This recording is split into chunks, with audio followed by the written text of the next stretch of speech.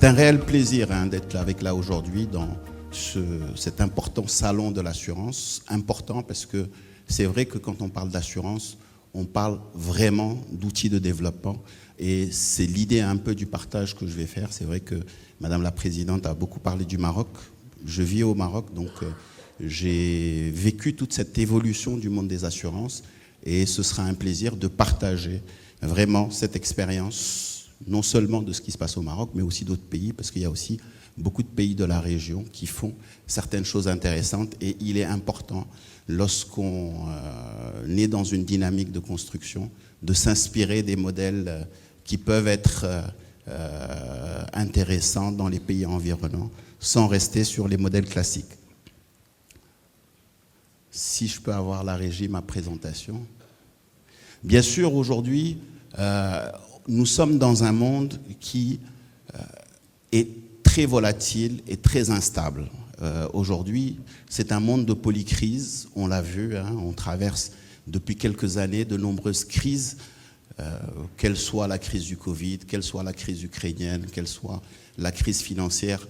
On est dans une dynamique systématique où chaque année nous apporte son lot de crises.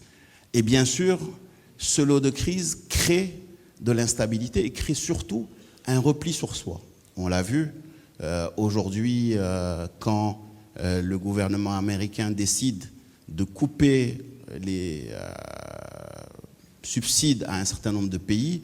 Il ne s'agit pas d'une mesure contre ces pays, il s'agit d'un repli sur soi parce que, effectivement, le financement se fait rare.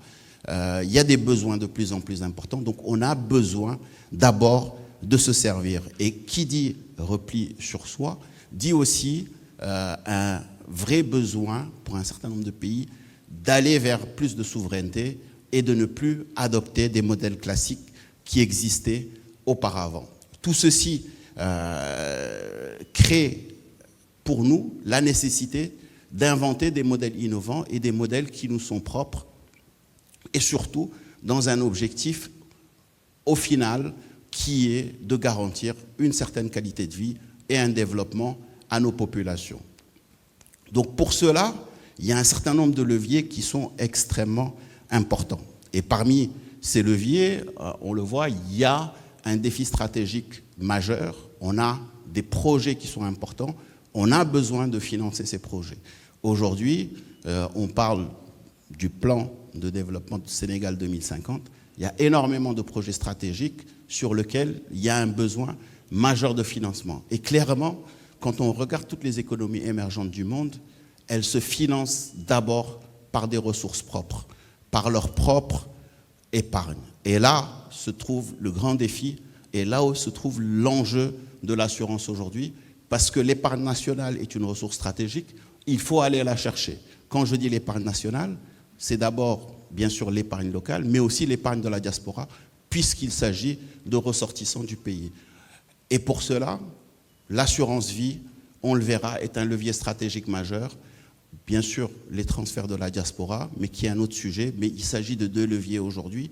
Lorsque les financements internationaux se tarissent, c'est deux leviers sur lesquels il faut aller au maximum parce qu'il y a des niches énormes à aller saisir dans ces leviers de développement.